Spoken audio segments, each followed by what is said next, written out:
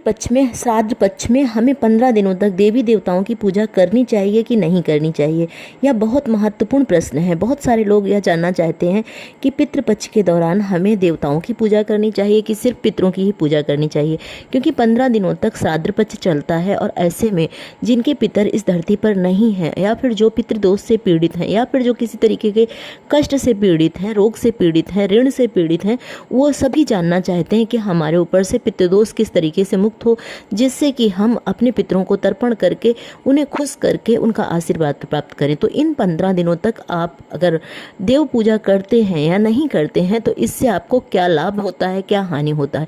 तो सबसे पहले जान लें कि श्राद्ध पक्ष में सबसे पहले महत्वपूर्ण कार्य जो होता है वो पितरों का तर्पण होता है। तो ऐसे में आपको सुबह सवेरे उठ करके सूर्य भगवान को काले तिल, जौ डाल करके और चावल डाल करके पहले सूर्य को अर्घ देना चाहिए और फिर उसके बाद में दक्षिण मुखी होकर के स्टील के लोटे में जल डाल करके हाथ में कच्चे चावल और काले तिल लें और थोड़ा सा कुसा लें और इसके बाद में दक्षिण मुखी होकर के अपने पितरों का नाम ले करके या उन्हें याद करके या भगवान विष्णु को का कोई भी मंत्र जाप करके ओम नमो भगवते वासुदेवाय का नमः का जाप करते हुए आप पितरों को दक्षिण मुखी होकर के ओम पितृदेवाय नमः का जप करते हुए पितरों को तर्पण दें। ऐसा करने से पितृ जो होते हैं वो जल पाते हैं और जल पाने से उनकी आत्मा तृप्त होती है, अपने बच्चों को आशीर्वाद देते हैं और साथ साथ में पितृदोष से भी मुक्ति देते हैं।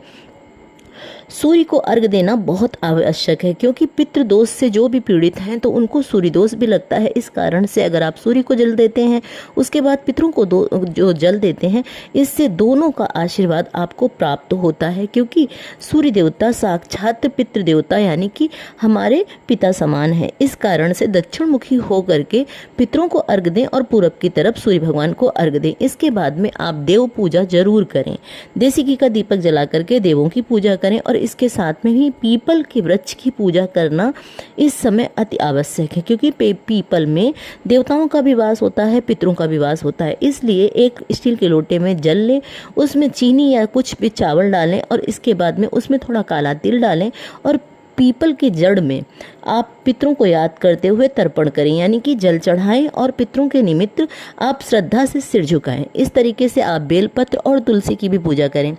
इस तरीके से सभी देवी देवताओं की पूजा करते हुए आप पितरों की पूजा अवश्य करें। पितृ जो होते हैं वो अपने लिए श्राद्ध पक्ष में पानी चाहते हैं, यानी तर्पण चाहते हैं, भोजन चाहते हैं। तो इसलिए आपको कुछ बातों का निषेध भी करना है। जैसे सुहागन स्त्रियां जो हैं वो नए वस्त्र ना खरीदें, सुहाग की सामग्री ना खरीदें, चूड़ी, बिंदी, बिछिया, इन चीज़ों का नया प्रयोग बिल्कुल ना करें, क्योंकि यह समय होता है अपने पितरों को याद करने का, उनकी स्मृतियों को सहेजने का, उनके निमित्त दुख जाहिर करने का। इस कारण से आप 15 दिनों तक कोई भी नए सामग्री ना खरीदें।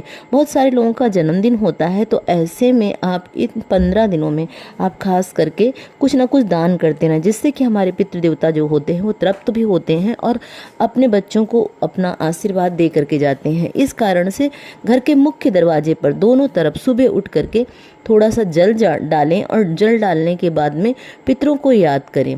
पितरों के निमित्त कौवे को दूध रोटी अवश्य दें। कौवे को भोजन देने से हमारे पितृ जो होते हैं उनकी आत्मा तृप्त होती है। बस इस बात का ध्यान रखें कि भोजन में आपको प्याज, लहसुन, किसी भी तामसिक आहार का प्रयोग नहीं करना है।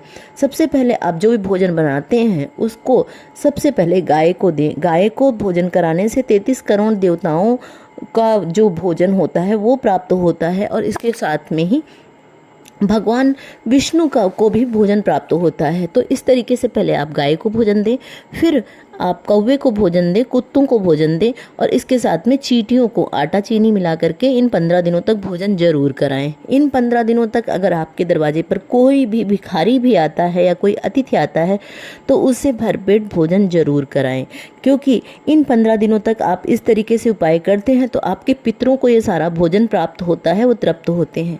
अगर हो सके तो गाय के उपले में काले तिल, जौ और इसके साथ में कच्चे चावल डाल करके कपूर का टुकड़ा रख करके रोज़ हवन करें, या फिर किसी भी मिट्टी के दीपक में ही ये हवन आप कर सकते हैं। आप पितरों को याद करते हुए आप ये जो हवन है ज़रूर करें। ऐसा करने से पितृदोष भी नष्ट होता है और पितरों को हवन के माध्यम से भोजन भी मिलता है। तो इस तरीके से आप तर्पण और साथ में ही पूजन करके आप पितरों को प्रसन्न कर सकते हैं। उनके निमित्त हर दिन कुछ न कुछ भोजन दे करके आप उनकी आत्मा को तृप्त कर सकते हैं।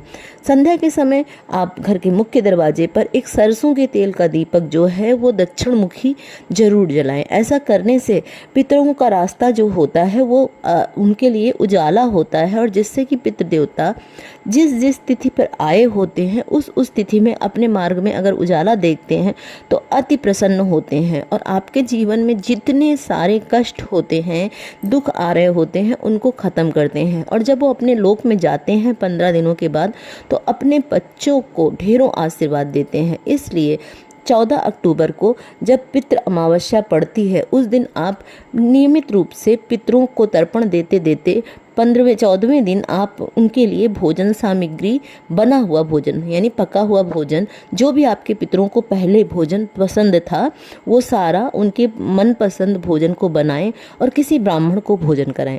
इस तरीके से आप पितृपक्ष में पितरों का आशीर्वाद प्राप्त करें और अपने जीवन के सभी कष्टों को दूर कर लें। वीडियो को पितरों के निमित्त लाइक ज़रूर करें और इसके साथ में चैनल को सब्सक्राइब भी करें।